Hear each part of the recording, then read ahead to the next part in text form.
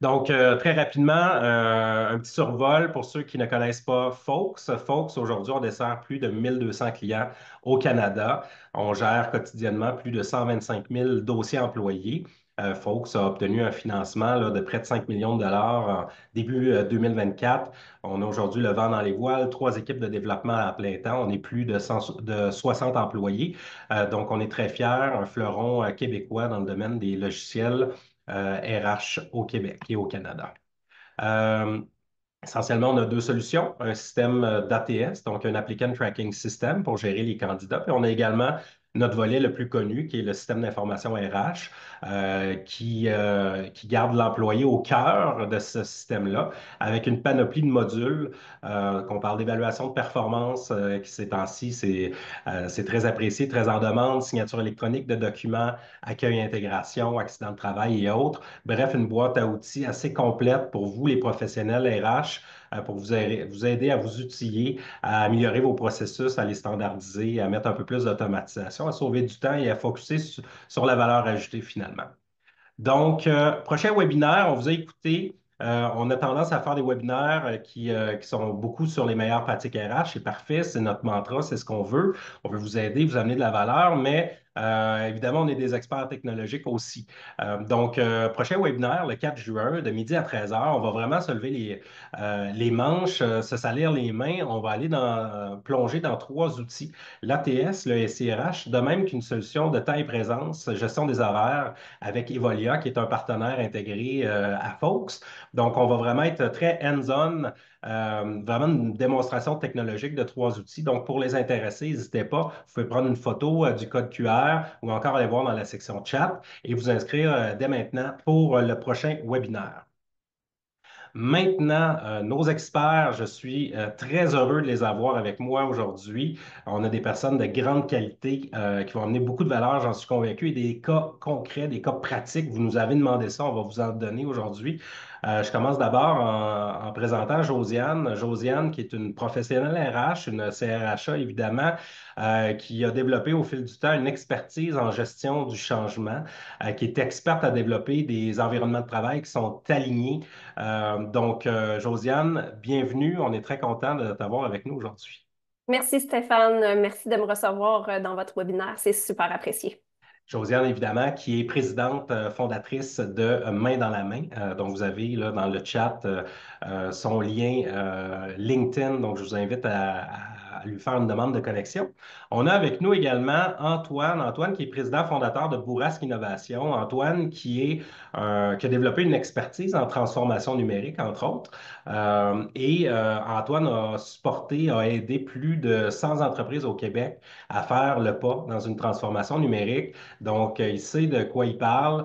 Il est très bon pour passer de la théorie à l'action avec des résultats concrets. Donc, on est content de t'avoir avec nous aujourd'hui, Antoine. Merci Stéphane, un grand plaisir d'être avec vous là, aujourd'hui. Puis rebonjour Josiane, là, je suis content d'animer ce webinaire-là avec toi. Fait que merci beaucoup Stéphane. Ça fait plaisir. Merci de vous avoir avec moi. Maintenant, on va faire rapidement un petit survol de l'expertise de Bourrasque Innovation. On va faire un petit survol de l'expertise de main dans la main, suite de quoi là, Antoine va se lancer vraiment avec sa présentation qui sera suivie là, de Josiane. Antoine, je te laisse présenter là, brièvement un peu ce que vous faites chez Bourrasque Innovation. Good. Ben, en fait, chez Bourrasque Innovation, on est vraiment une firme de services conseils spécialisée en performance organisationnelle pour les PME de services, les organismes publics.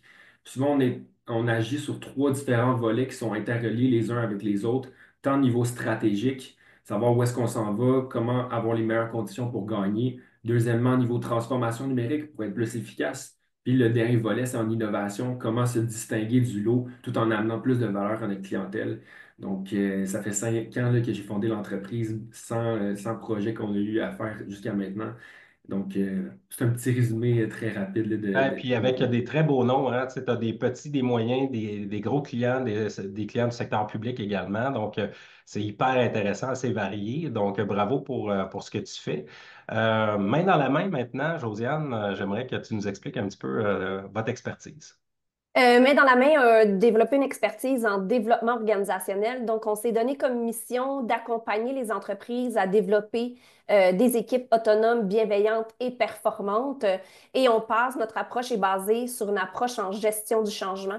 Donc, on vient accompagner nos clients en développement du leadership, en gestion du changement, en communication, en gestion de l'énergie, parce qu'aujourd'hui, on a beaucoup d'incertitudes, on a beaucoup de volatilité. On a beaucoup de changements soutenus, omniprésents dans nos organisations. Puis oui, ça vient parfois nous drainer mentalement, émotionnellement. Donc, on accompagne nos clients à comprendre les mécanismes qui se passent quand on est dans des environnements comme ça. Donc, tout ça, là, ça s'inscrit dans une approche de développement organisationnel. Et souvent, ce qu'on va venir faire aussi, c'est de mesurer qu'est-ce qu'on est en train de faire parce que le développement du leadership, la communication, en RH, on se fait souvent dire, vous êtes dans une science molle. Je suis un petit peu d'accord, mais il faut rendre cette science molle-là un petit peu plus concrète et on a développé de la mesure RH qui vient nous aider à comprendre ce qu'on est en train de faire au niveau du leadership, au niveau de la communication, au niveau de la gestion du changement, ça a un impact positif sur nos objectifs stratégiques, sur les individus, sur les équipes. Donc, on vient mesurer ça, puis dans nos cas concrets, on va pouvoir vous montrer qu'est-ce que ça veut dire mesurer ça, puis concrètement, en pourcentage, qu'est-ce qu'on peut aller chercher comme gain au niveau organisationnel. Fait que Pas c'est facile à faire. non pas facile à faire. Pas facile à faire, mais c'est le fun, effectivement. Chiffre à l'appui aujourd'hui, quantifié. Puis je trouve que vous faites un combo idéal, justement, Josiane, Antoine, parce que vous avez chacun vos expertises là, reliées à une transformation numérique. Fait que c'est super intéressant. Écoute, Antoine, je me demande si je te donnerais pas le droit de présenter pour que tu puisses Ouais, présenter ta portion. Ça te va? ouais, c'est une bonne idée. Parfait. Donc, je vais arrêter mon partage. Je vais te laisser présenter de ton côté. Parfait. Merci Stéphane pour la magnifique introduction. Donc, bonjour à tous, je suis vraiment content d'être avec vous. Là. On va avoir du fun ce midi. Vous allez apprendre, j'espère. Vous allez ressortir ici motivé, inspiré avec des trucs concrets. Donc, il va y avoir trois différents objectifs là, pour le webinaire. Je vais vous faire découvrir là, l'univers fantastique du design thinking. C'est une approche puissante de gestion de l'innovation qui aide les équipes à mieux collaborer, créer de la valeur et pouvoir résoudre des enjeux qui sont complexes, chose que les organisations sont confrontées constamment. Deuxièmement, je vais vous présenter un peu, nous, notre approche standard de transformation numérique pour vous outiller par la suite à savoir quelle étape faire, en quelle séquence également, pour vous assurer de rien oublier, puis surtout de gagner du temps dans une démarche de transformation numérique qui peut facilement devenir lourde. Et finalement, avec ma collègue Josiane, là, elle va vous parler un peu plus des composantes d'une culture. C'est quoi une vraie culture? C'est quoi la gestion du changement? Puis c'est quoi qui est important aussi à comprendre dans la gestion du changement? Puis elle va vous démystifier ça là, comme une experte, là, comme elle est capable de faire. Donc, rentrons dans le vif du sujet. Je veux savoir au niveau de l'innovation. Je pense, Stéphane, c'est ici qu'on envoie la question Oui, tout de suite? absolument. On va envoyer la question. Donc, ça serait au niveau de l'innovation. Donc, je vous invite à répondre. J'ai ouvert le sondage. C'est une question, c'est selon vous, quelle affirmation décrit le mieux la place de l'innovation dans votre rôle et au sein de votre organisation? Ce qu'on veut, c'est que vous preniez un choix unique, celui qui vous correspond le plus. Donc, on a différents choix de réponse. On a l'innovation est au cœur de notre stratégie et guide nos décisions au quotidien. Nous innovons surtout par réaction aux nécessités, mais sans cadre structuré. L'innovation est perçue comme importante, mais peu d'actions concrètes sont mises en place. En passant, c'est entièrement confidentiel, hein? Fait qu'hésitez pas à dire la vérité. J'aimerais jouer un rôle plus actif dans l'innovation, mais je manque de ressources ou de soutien. Et finalement, l'innovation n'est pas vraiment une priorité dans mon rôle ni dans mon organisation. Donc, les réponses s'accumulent. On a un très bon taux de participation. Je vais laisser encore 5 secondes là, pour qu'on complète le petit sondage. Donc, Antoine, tu penses que c'est quoi qui va sortir le plus fort? Je pense que comme la majorité des organisations voient l'importance, mais après ça, est-ce qu'ils sont outillés pour? Tu sais, je pense que ça irait plus dans le milieu, là, dans le sens, je pense pas qu'il y en a. Ça dépend aussi des tailles d'organisations qui sont présentes avec nous, mais je suis vraiment curieux de voir aussi, Oui, là. absolument. Est-ce que vous voyez les résultats apparaître quelque part? Non, je vais vous les dire verbalement. En fait, on a à 30 l'innovation est au cœur de notre stratégie et guide nos décisions au Et- quotidien. Fait que c'est vraiment excellent. À 26 nous innovons, surtout par réaction aux nécessités, mais sans cadre structuré. Puis après ça, ex aequo, là, à 22 bon, l'innovation est perçue comme importante, puis j'aimerais jouer un rôle plus actif. Mais bref, il y a 0 aujourd'hui des gens présents qui disent que c'est pas vraiment une priorité. Fait que c'est excellent. C'est génial. Puis, tu sais, je pense que dans l'ère du temps qu'on est en ce moment, l'innovation devient cruciale, voire obligatoire quasiment si on veut pouvoir grandir, si on veut pouvoir rester compétitif aussi sur le marché.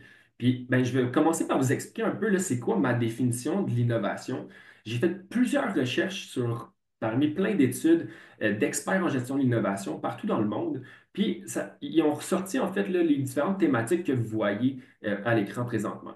C'est sûr qu'il y a une notion de créativité, de collaboration. C'est rare qu'on innove tout seul. Il faut qu'il y ait un client, il faut qu'il y ait des partenaires, il faut qu'il y ait une équipe derrière tout ça. La notion de valeur, c'est sûr qu'il y a la notion de risque aussi. Je vais vous expliquer comment venir le gérer justement avec le design thinking. C'est sûr qu'il y a une notion technologique, mais c'est pas uniquement technologique, là. L'innovation peut être également dans des pratiques de travail, ça peut être dans la culture de l'entreprise également, ça peut être dans l'image de marque, la marque employeur. Donc, tu sais, il y a plusieurs thématiques. Puis je ne sais pas si Stéphane, tu voulais rajouter un petit mot à cet effet-là. Ce que je dirais, c'est que, ben, puis en passant, tu sais, le design thinking, c'est hyper intéressant, mais ça s'applique, comme tu dis, à l'entreprise comme telle, aux propriétaires de l'entreprise, mais à tous les départements.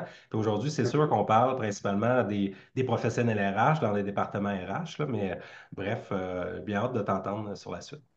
Absolument. Puis, tu sais, dans votre cas, le design thinking, tu sais, il peut être utile. Je vais vous montrer des exemples tantôt, là, mais autant en termes d'approche pour évaluer la performance des employés, autant pour bien comprendre leurs besoins de développement professionnel, autant pour co-développer des programmes de formation aussi, des programmes de développement de compétences. Donc, tu sais, il peut vraiment s'appliquer dans votre contexte aussi.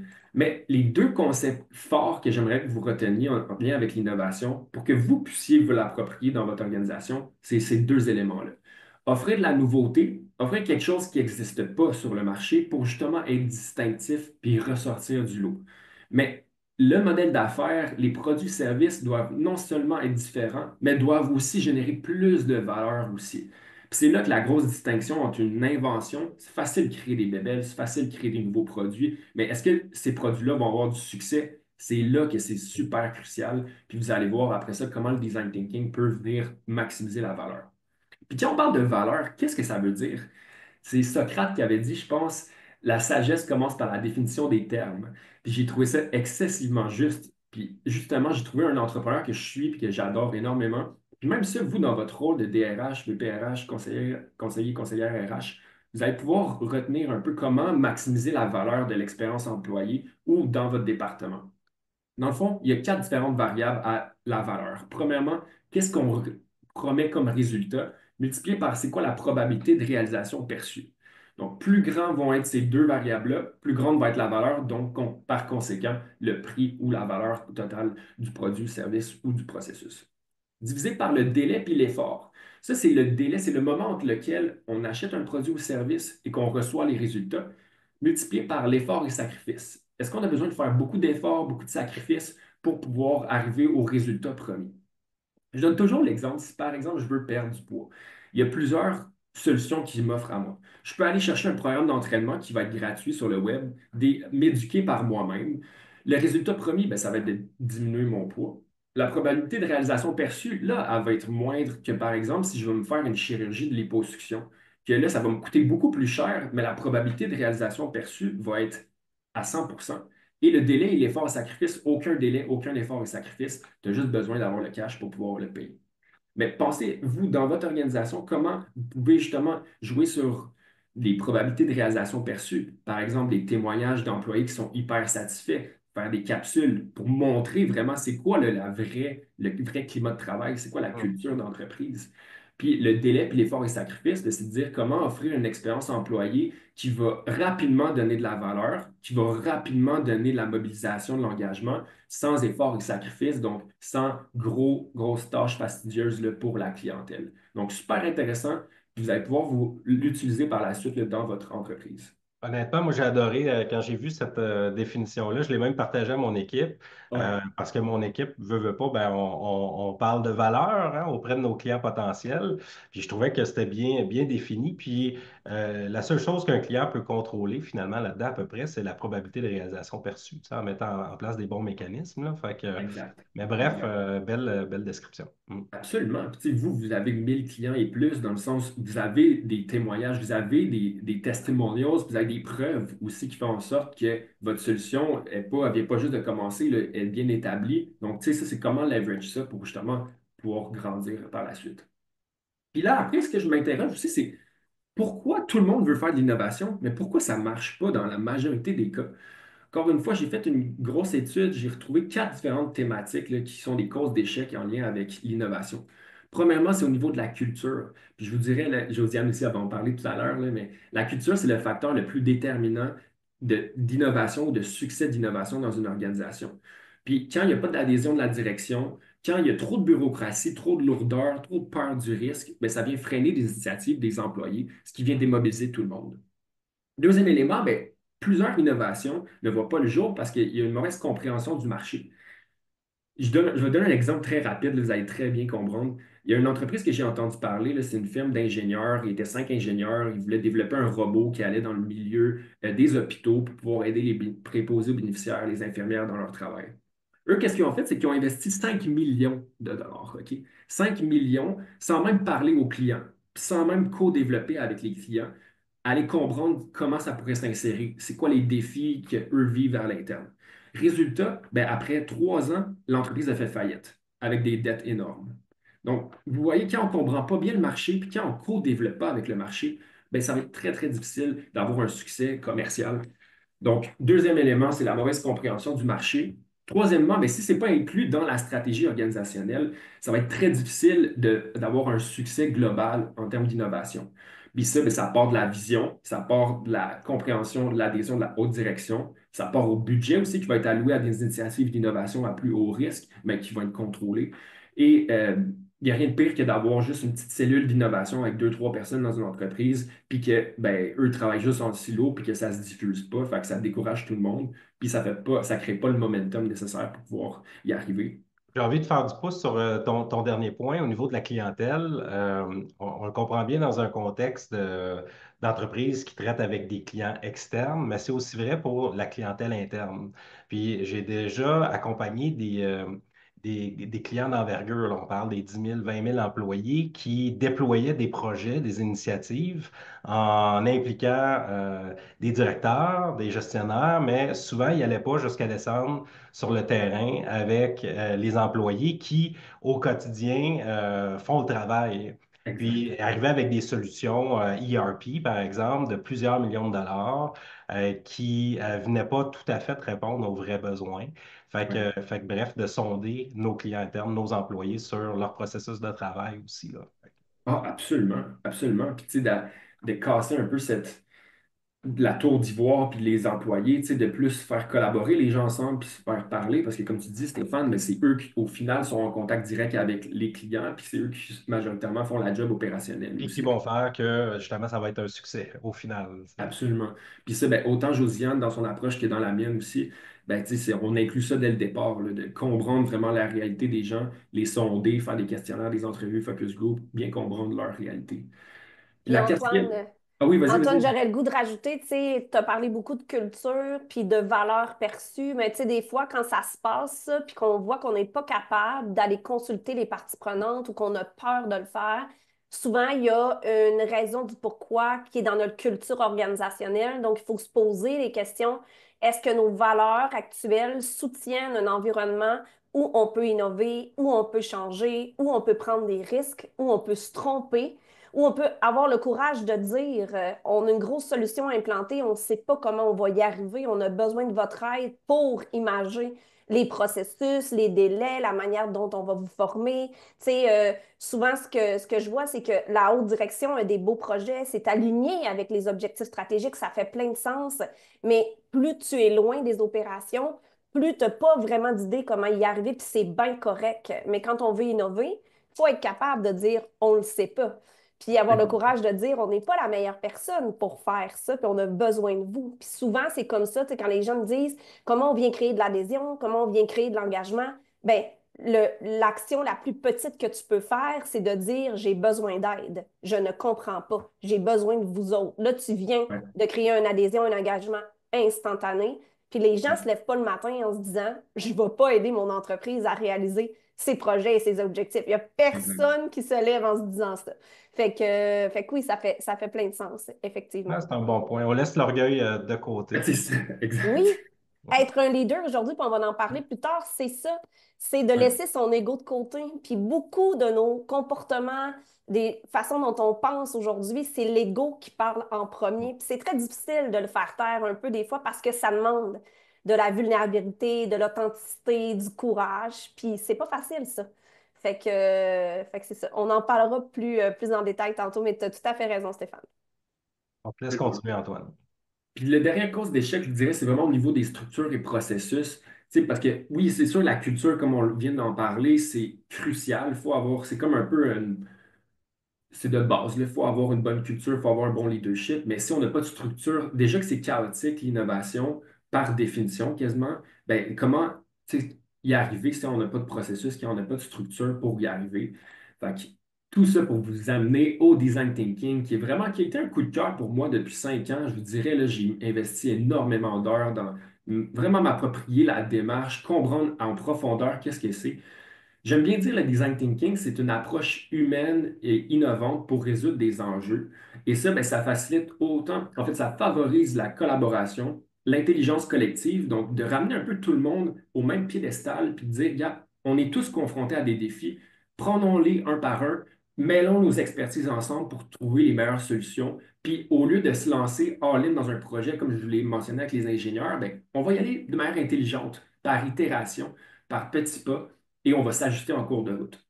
Donc, en gros, c'est 5 étapes pour venir soit créer un produit, créer une formation, créer un service, créer une technologie, name it.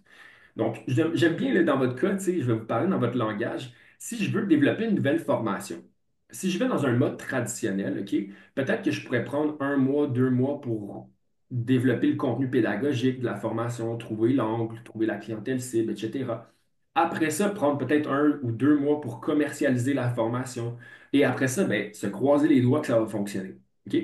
Mais si on utilise le design thinking, on y va vraiment de manière plus intelligente, puis on commence par l'empathie, on se met à la place de l'autre. Donc, avant même de trouver l'idée de la formation, ce que je ferais, c'est que je me demanderais à qui ça s'adresse la formation. C'est quoi le public cible?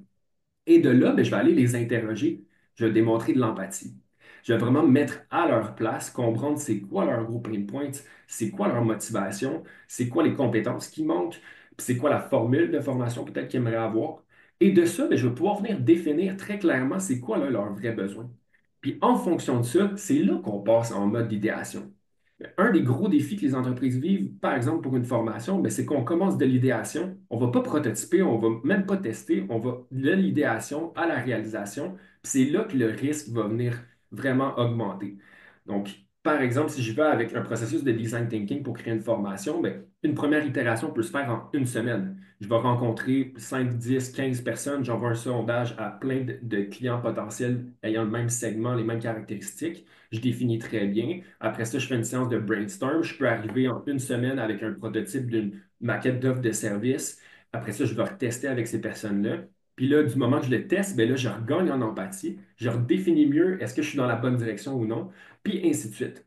Si ça ne fonctionne pas, si ça ne répond pas aux besoins, ben au moins, je ne vais pas avoir perdu 2 mois à avoir créé tout le contenu, avoir créé, avoir dépensé de l'argent, des ressources, du temps. Donc, on gagne beaucoup en efficacité. Et qu'est-ce que ça vient vous permettre, comme dans votre entreprise, ben, accélérer la croissance, tant en développement de produits, services ou modèles d'affaires. Ça vient améliorer l'efficacité aussi globale. Juste par l'exemple que je vous donnais, au lieu que ça prenne 3 mois avant que je puisse avoir des participants, mais peut-être qu'en un mois, je peux déjà avoir du buy-in de différents participants à ma formation, les faire payer d'avance, puis après ça, utiliser l'argent pour pouvoir ben, créer le matériel pédagogique en fonction de où est-ce qu'on en est rendu. Puis le troisième point qui est super, super important, ben, c'est d'augmenter le taux de réussite de vos projets innovants aussi. Fait qu'on réduit le risque, on y va par petits bouts, puis ça facilite la création de nouvelles offres parce qu'on se base sur des besoins réels, sur des enjeux criants chez nos clients cibles. Tu sais. Question pour toi, typiquement dans le processus de design thinking, pour les 4 étapes que tu as montrées là, préalablement, est-ce qu'il y a une validation qui se fait à chaque fois avec, tu avais l'empathie au centre là, avec les key users potentiels. Est-ce qu'on revient valider à chaque étape, typiquement? Oui, habituellement, il faut valider le plus souvent. Tu sais, c'est pour ça qu'il y a les petites flèches ici. C'est que si on vient valider rapidement, on vient créer un sentiment d'engagement aussi auprès de nos utilisateurs cibles. L'idée, c'est pas de trop les sursolliciter. Tu sais, il y a toujours comme cet équilibre-là, mais dans le sens que vaut mieux vraiment co-créer avec eux. Puis c'est vraiment une approche de co-développement. Puis c'est ça qui a lié aussi Josiane et moi. On a vraiment adoré ça. Puis on se l'est intégré nous-mêmes dans nos propres pratiques. Peut-être Josiane, là, tu pourrais en parler aussi, lequel que, je suis sûr que tu pourrais en parler de long en large aussi. Là. Mais oui, c'est vrai, Antoine. Puis, tu sais, si on ramène un peu avec la gestion du changement, puis l'innovation, puis le processus de design thinking, on peut clairement l'utiliser en interne dans des contextes de changement organisationnel. Puis, tu sais, quand je dis dans des contextes de changement organisationnel, on n'est pas obligé dans le gros changement d'être dans le gros ERP, le SIRH et tout. On vit du changement au quotidien et on peut utiliser le design thinking parce que souvent, on va trop imaginer la stratégie de gestion du changement en amont avec la haute direction, les gestionnaires, mais on va oublier en design thinking, l'empathie va se créer quand on va aller s'asseoir avec la partie prenante, celle qui va être touchée directement par le changement. C'est là qu'on définit on a besoin de quoi pour changer. Avant de penser à plein de stratégies, plein de choses qu'on pourrait faire, que nous, on trouve une bonne idée, on croit que ça va créer un impact positif, mais quand on va voir sur le terrain, quels sont leurs besoins et qu'on communique simplement quel est le changement qu'on veut intégrer, pourquoi on veut l'intégrer, qu'est-ce que en ce moment se passe dans notre environnement interne et externe pour qu'on pense à ce changement-là, puis pourquoi maintenant? Pourquoi on ne peut pas attendre 1 mois, 2 mois, 3 mois avant de faire ce changement-là? Donc, on s'assoit pour venir créer cette empathie-là, cette adhésion, cet engagement-là. Et là, on va venir faire de l'idéation avec nos parties prenantes. On va venir mettre des petites stratégies qui vont venir nous chercher. Tu sais, quand on dit d'aller chercher un gain rapide, un petit win, là, tu sais, les gens qui me disent comment je fais pour aller chercher un, un, Un un, quick un, win là, un qu'on quick dit, là. win, là, Oui. c'est comme ça qu'on vient chercher nos quick wins. C'est comme ça qu'on. Parce que souvent, on ne sait pas. Même ceux qui sont dans le changement vont figurer au fur et à mesure qu'ils avancent. Mais en design thinking, on va créer cette intelligence collective-là, chose que jamais l'intelligence artificielle va remplacer l'intelligence collective. Donc, on peut l'utiliser pour plein de choses, mais ça va être difficile là, de faire interagir nos AI ensemble pour créer cette intelligence collective-là. Puis rapidement, la stratégie va se créer par elle-même et on va, tantôt je vais vous l'expliquer, là, on va minimiser l'écart qui existe entre le changement organisationnel et les individus. Donc, on va venir créer de la résilience, on va venir créer de l'adaptabilité, on va venir tout créer ça, une résilience organisationnelle. Fait que moi, j'utilise dans tous mes approches le design thinking parce que c'est quelque chose qui est directement relié à l'innovation puis au changement. De s'intéresser avec empathie à qu'est-ce que nos gens sont en train de vivre et pas nous se dire comment ces gens-là devraient le vivre, le changement. Exact. Il n'y a personne qui peut le dire le mieux à part la personne qui va être touchée par ce changement-là. En tout cas, Josiane, je ne Absolument. suis pas prête à dire que l'intelligence artificielle ne pourra pas remplacer l'intelligence collective. Éventuellement, on pourra se reparler avec cet enregistrement-là dans quelques années, mais ça évolue vite, hein, ça évolue vite. Mais fait que finalement, le design thinking, c'est vraiment une méthode hyper agile. Ouais, Antoine, on te laisse poursuivre justement sur ta lancée. parfait. Donc, fait que c'est ça, j'ai parlé des objectifs. Puis rapidement ici, là, c'est juste, tu sais, si vous avez, mettons, un projet d'innovation dans votre équipe ou at large dans l'entreprise que vous êtes, demandez-vous toujours ces questions-là avant d'aller trop loin. Tu sais, premièrement, est-ce que c'est désirable? Est-ce qu'il y a un vrai besoin? Puis est-ce que justement les humains, comme Josiane le mentionnait, est-ce que les humains qu'on interroge sont favorables ou ils accepteraient volontiers ce genre de solution-là? Si votre solution, si votre produit, votre service ne répond pas à la désirabilité, ben, retournez à la planche à dessin. Ça ne sert à rien d'aller plus loin. Parce qu'un coup que les gens trouvent ça désirable, après ça, le deuxième critère d'importance, c'est la viabilité. Y a-t-il un modèle d'affaires financier qui est viable, justement, qui fait du sens, que vous allez pouvoir tirer une certaine marge de profitabilité. Et troisièmement, si ça répond à ces deux critères-là, ben là, c'est se demander si c'est faisable. Donc, est-ce que vous avez les ressources techniques, humaines, financières, matérielles pour y arriver? C'est tellement drôle parce que c'est comme un peu un réflexe inverse. Habituellement, on se dit, ah, je suis capable de le faire. OK, ah, sûrement que ça va être viable. Là. Sûrement que, tu sais, si on le met à ce prix-là, on va avoir de l'argent. Ah, puis finalement, comment on va le vendre, à qui, pourquoi? Tu sais, tandis qu'avec le design thinking, ben, on va un peu à l'envers. Donc ça, c'était pour ce qui est de l'innovation. Puis je trouve que c'est super important avant d'aller dans la transformation numérique parce que, comme vous allez voir, une transformation numérique, pour qu'elle soit efficace, pour qu'elle soit performante, il faut qu'elle ait du sens. Et pour comment on va aller générer du sens? Ben, par une analyse de la situation actuelle au début, qu'on va venir vraiment se mettre à la place de l'autre. Encore une fois, on revient à l'empathie, mais là, d'un angle plus technologique. Après ça, on va définir les besoins. Après ça, on va faire le roadmap numérique, puis on va accompagner à l'implantation. Fait que je vais vous montrer vraiment plus précisément là, comment on y arrive. L'analyse de la situation actuelle, habituellement, nous, on vient évaluer ces quatre différentes thématiques-là. On vient faire un inventaire des solutions applications. On évalue la performance de chaque outil aussi à travers des sondages, des entretiens individuels avec les responsables technologiques. On vient évaluer le niveau de maturité TI avec un outil qu'on a créé automatisé. La culture d'innovation aussi, on en parlait, c'est un prérequis pour vraiment faire embarquer les gens dans une transformation continue. Donc, ça, on vient sonder tous les employés. On vient voir c'est quoi l'écart de la perception entre la haute direction puis les employés, puis c'est quoi les forces de la culture d'innovation systématique. Et finalement, on vient observer tous les processus, on vient analyser les processus, on vient se demander est-ce qu'il y a des processus qui sont documentés, cartographiés, standardisés. Puis de ça, ben là, après ça, on va recueillir plein de différents besoins, qui après, on va venir sonder aussi les employés, puis on va faire des entrevues individuelles clés avec certains joueurs. Puis de ça, ben, on va venir prioriser avec l'équipe de direction, l'équipe en charge des TI, pour vraiment faire une ordre de priorité en termes de voici tous les besoins, mais là, on va les évaluer selon plusieurs critères, selon est-ce que vous avez le contrôle sur ces projets-là? Est-ce que vous avez combien ça va coûter? C'est quoi le niveau de complexité? C'est quoi les bénéfices attendus aussi? Puis la durée de ce projet-là. Donc, on se fait une grille à critères pondérés. Puis après ça, vient vraiment alimenter l'étape de planification où est-ce que là, on va faire un roadmap numérique sur 2, 3 ans. On va positionner les différents projets de transfert numérique comme Josiane l'a mentionné avec la notion de quick win, comment arriver à donner des projets qui ont beaucoup de bénéfices à peu d'efforts pour vraiment créer le momentum.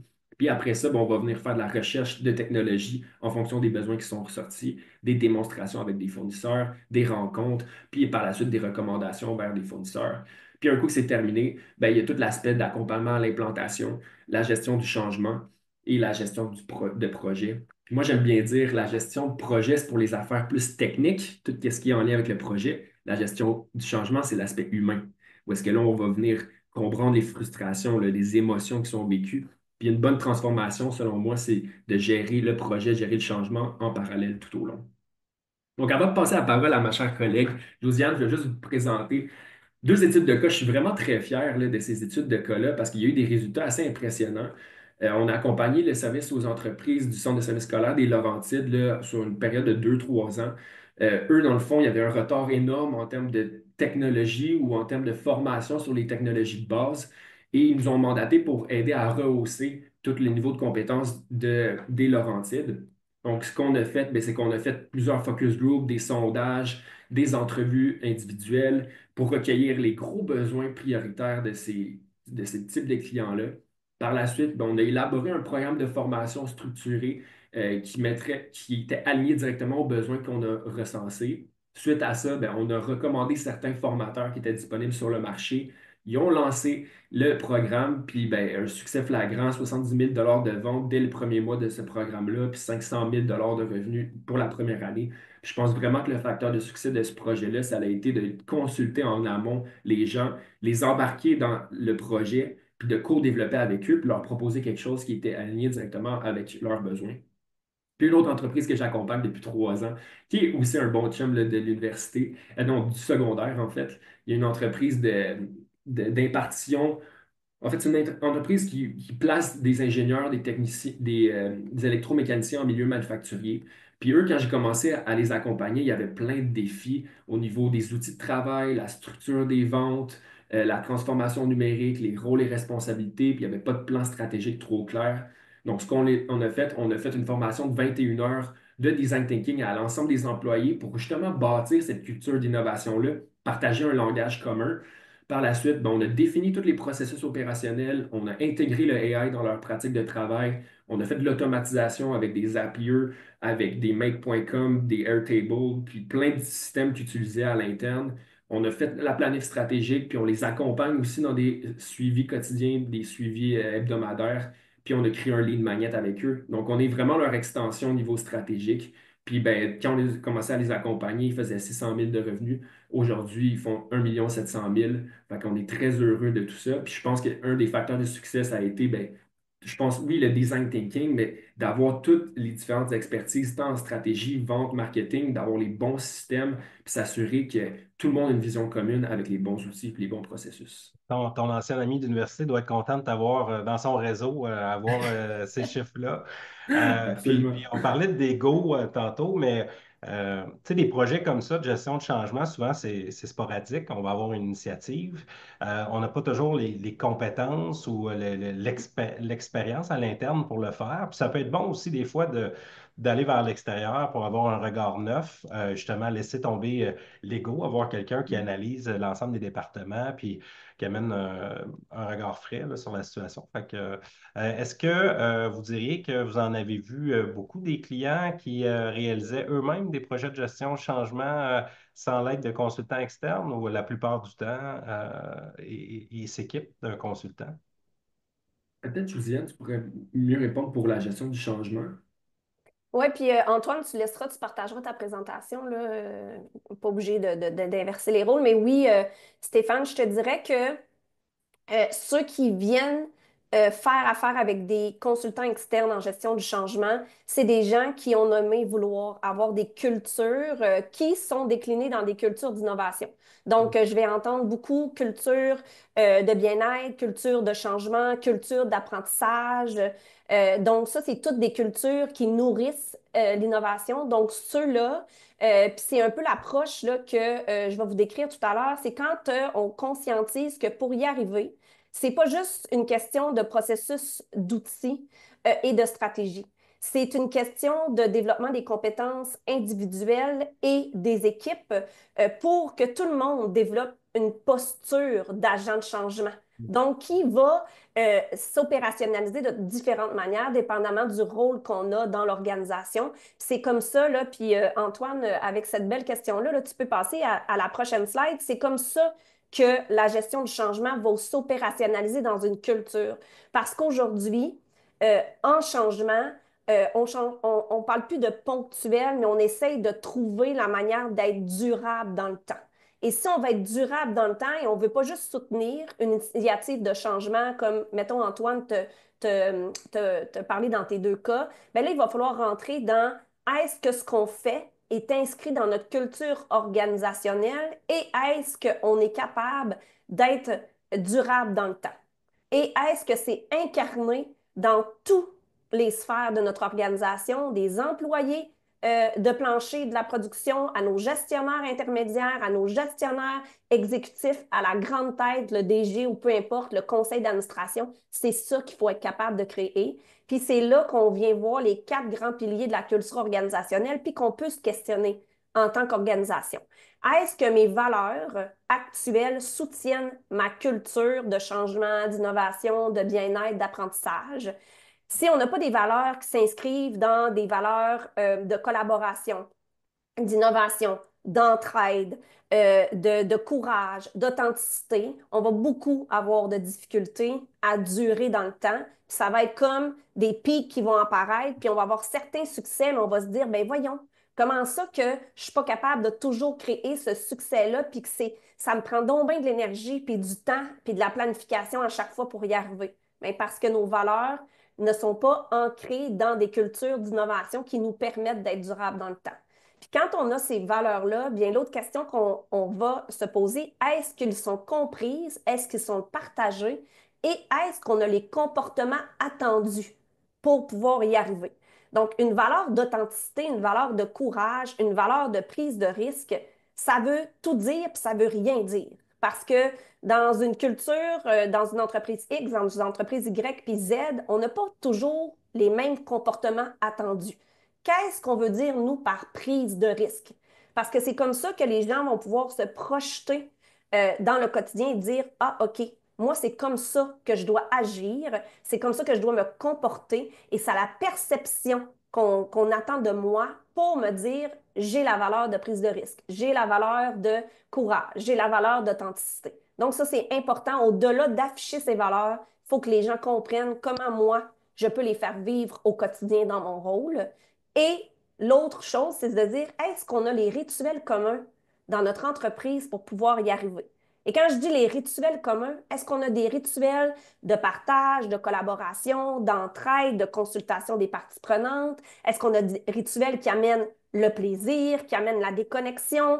Tu sais, là, on peut se poser plein de questions. Qu'est-ce qu'on veut créer comme rituel? Les rencontres quotidiennes, hebdomadaires, mensuelles, trimestrielles, ça en fait partie de rituels.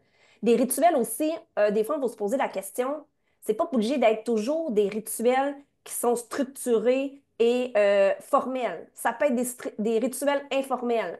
Et le rituel informel qui manque le plus dans nos organisations aujourd'hui, c'est le fameux rituel de la machine à café.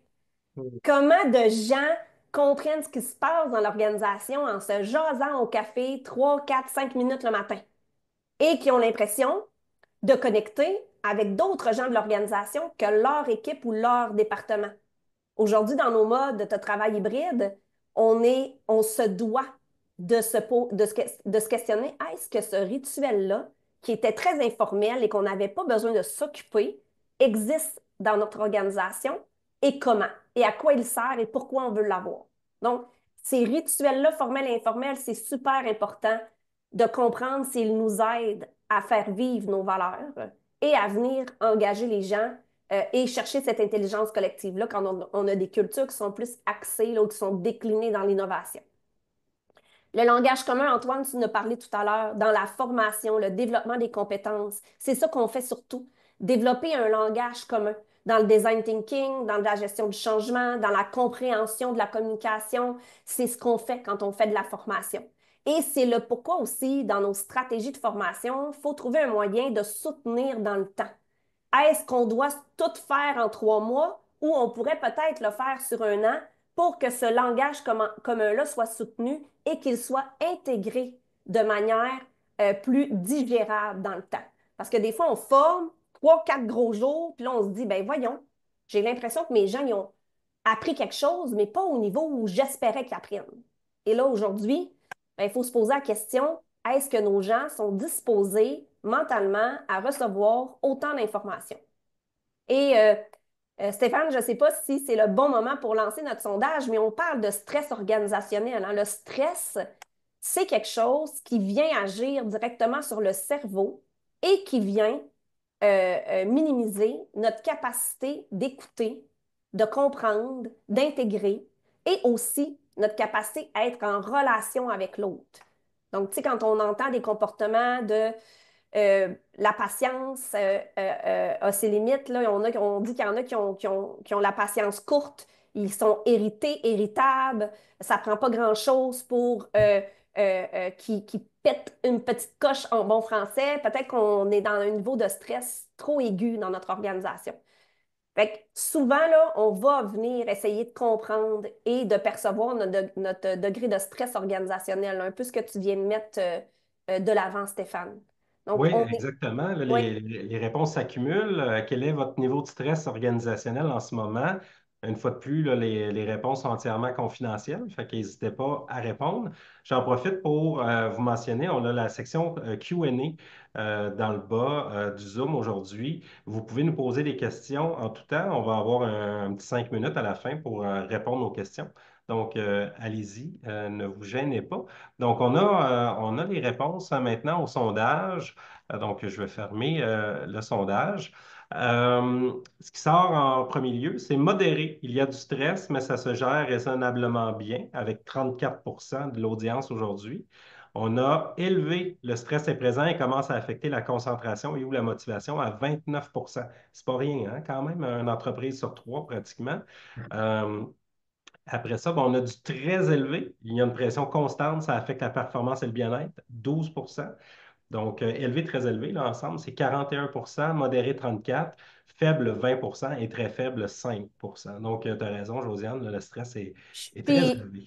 puis je suis pas surprise parce que cette question-là, je la pose dans toutes les conférences qu'on va donner, hein. Puis il y a à peu près 600-650 personnes qui ont répondu en 2024 à cette question-là et on est toujours dans modéré et élevé. La plus grande partie des répondants sont là, peu importe le contexte dans lequel on s'inscrit.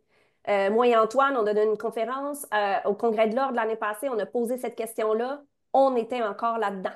J'ai récemment donné une conférence en début d'année. Là, 2025 n'est pas encore comptabilisé, mais on est encore là. Fait il faut arrêter d'ignorer qu'on a des contextes organisationnels qui sont propices à avoir du stress modéré à élevé. Puis on l'a vu, là, 12% très élevé, puis on a juste 5% dans faible.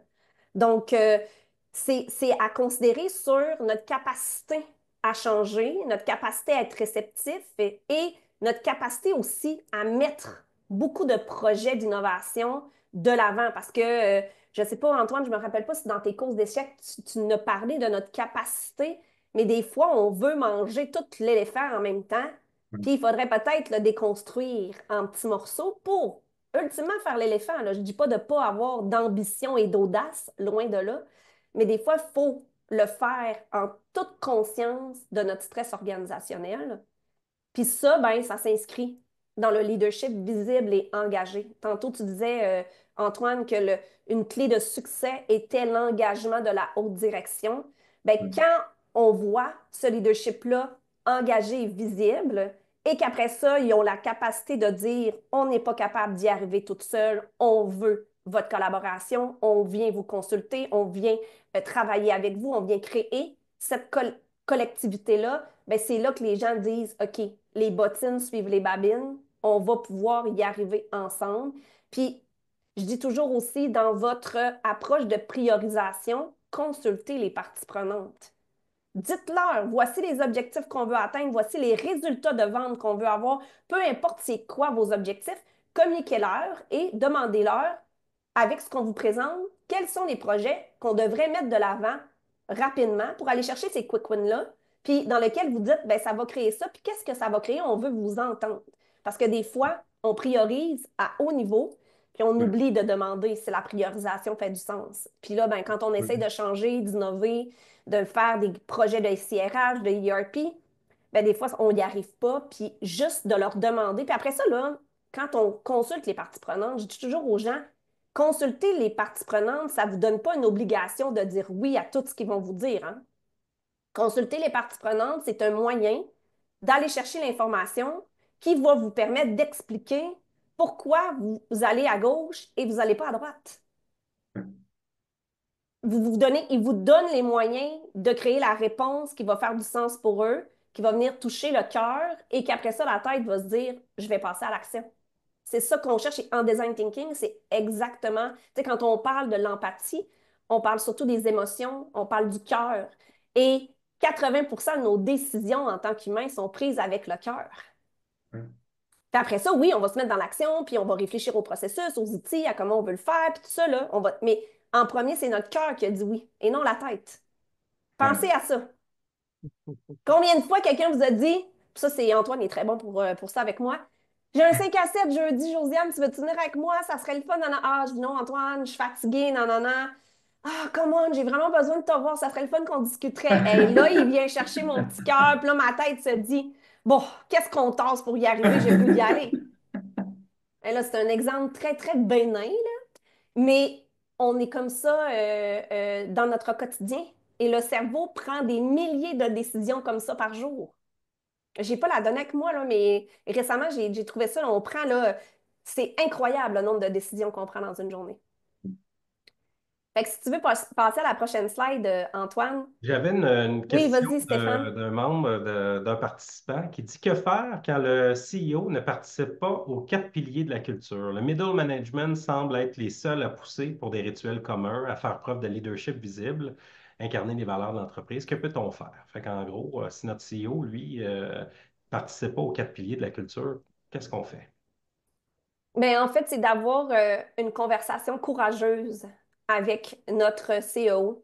Donc, de choisir le bon porteur de cette communication-là, mais de lui ramener peut-être dans les faits, dans le concret, comment comment votre perception, hein, parce que si on trouve que quelqu'un n'incarne pas les valeurs, n'a pas mis en place des rituels communs, le langage n'est pas créé, peu importe le pilier de la culture, c'est notre perception à nous.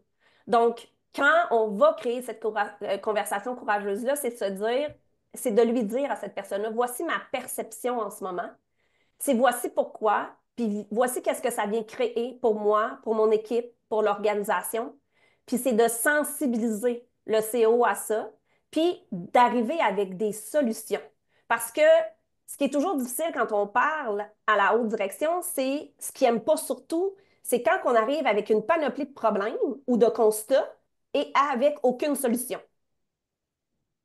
Alors, ce qu'on vient de déclencher dans ce temps-là, c'est, ben là, il m'énerve donc bien, lui, là. Il est en train de me donner une garoche, son venin, puis il veut pas le gérer avec moi. Puis souvent, ils n'ont pas tellement le temps ni l'énergie de gérer ça, la haute direction. Donc, il faut arriver avec des solutions concrètes. Donc, ça prend de la patience. Ma réponse facile, Josiane, ça a été de dire aux participants, ben, engagez Josiane pour qu'elle reste.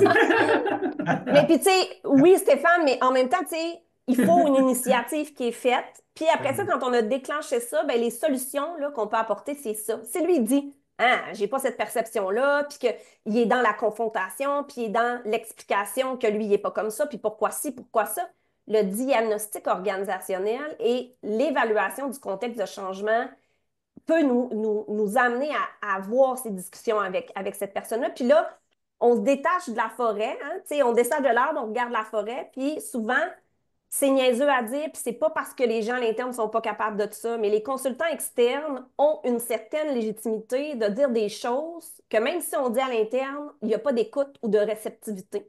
Nous, on arrive avec un bagage différent, une posture différente, un ton différent, des mots différents qui vont faire en sorte des fois qu'on va avoir cette écoute-là. Parce que quand Parfait. on s'en va en diagnostic, là, en fait, des fois, le monde me dit, c'est quoi ça, faire du diagnostic? Un, c'est pas très compliqué. Deux, ça prend pas des heures. On n'est plus dans les gros diagnostics là, qui coûtent cher, qui prennent du temps, puis qu'on fait ça pendant 4 mois. C'est L'univers des a le temps de diagnostics changer 8 fois. qui sont Ouais. agiles, là. On Ben, parle on de n'a pas le diagnostics. choix. Aujourd'hui, Exact. ça change tellement vite que si on n'a pas du diagnostic agile et rapide, l'entreprise a évolué 3, 4 fois avant même qu'on ait les constats de notre diagnostic. Donc, on n'est pas là, là. Fait que Écoute, oui, Josiane, je regarde le temps qui file. Il nous ah reste oui, il était 7 minutes. 53. Je vais être sûr qu'on arrive à couvrir le contenu. Fait que je te laisse poursuivre avec tes slides suivantes, études de cas. Merci pour la question qui a été posée.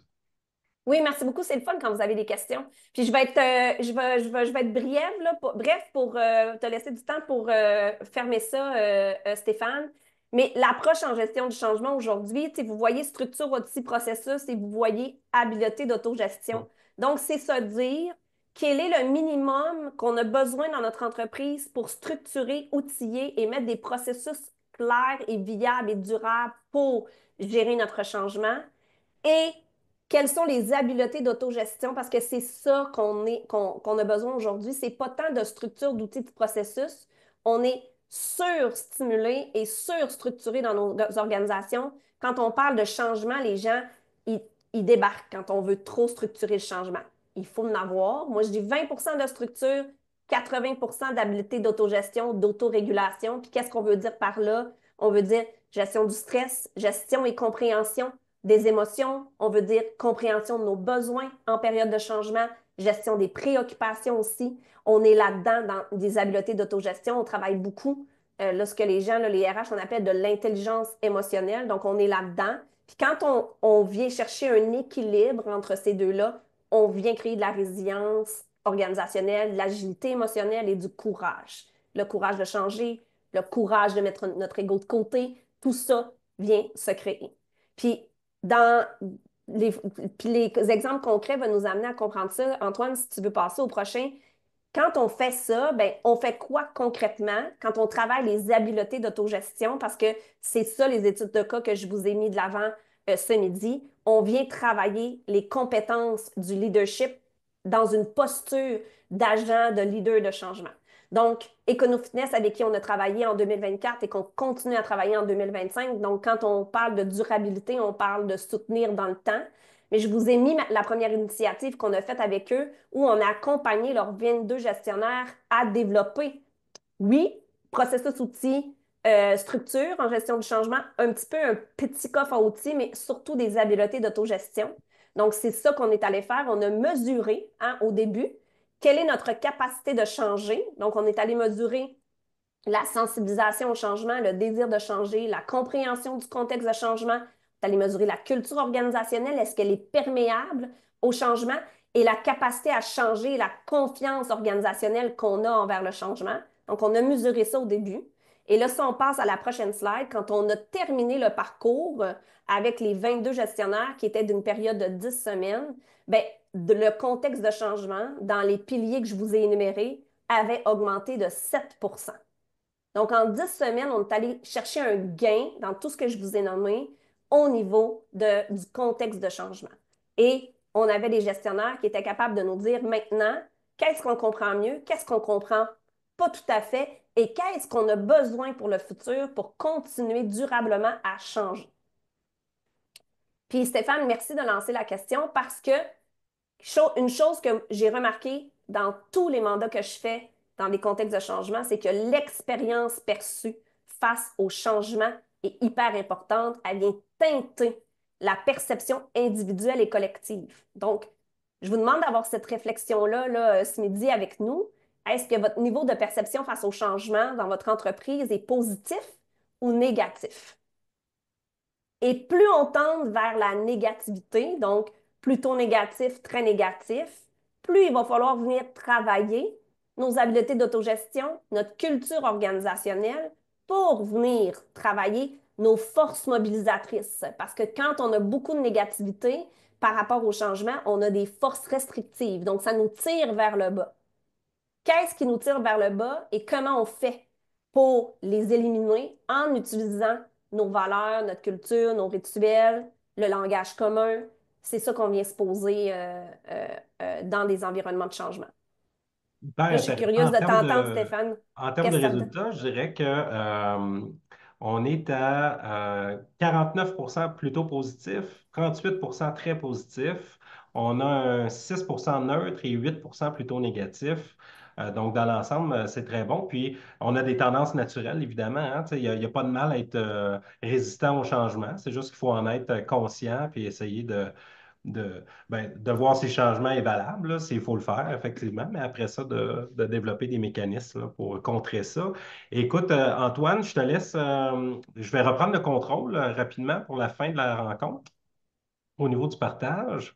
Il nous reste 2 minutes brièvement. Donc, on va juste s'en aller directement au bon endroit. Donc, super.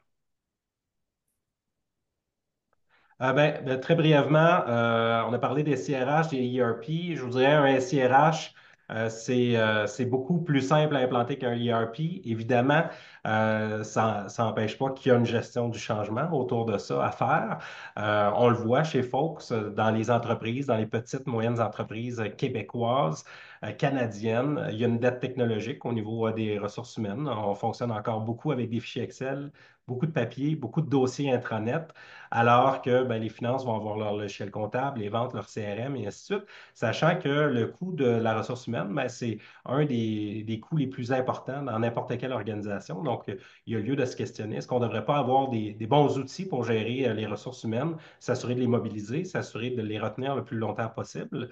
On voit beaucoup de défis aussi, des défis de données RH qui sont éparpillées, de processus RH qui ne sont pas optimaux. On parle d'accueil-intégration, des demandes de vacances, d'absence. On a le congé de Pâques là, qui arrive. Vous avez sans doute eu comme gestionnaire des autorisations à faire de journées de vacances, d'absence. Souvent, c'est fait avec des téléphones, des courriels. C'est pas structuré dans un système. Bref, beaucoup de défis. Certains d'entre eux doivent certainement résonner avec vous. Terminer avec un petit ROI. On a mesuré chez Fox au fil du temps l'impact de la mise en place d'un SIRH, d'un ATS. Puis pour une entreprise de 100 employés, ben, Typiquement, on est autour de 60 000 d'économie en temps, en mobilisation de personnel, réduction du taux de roulement.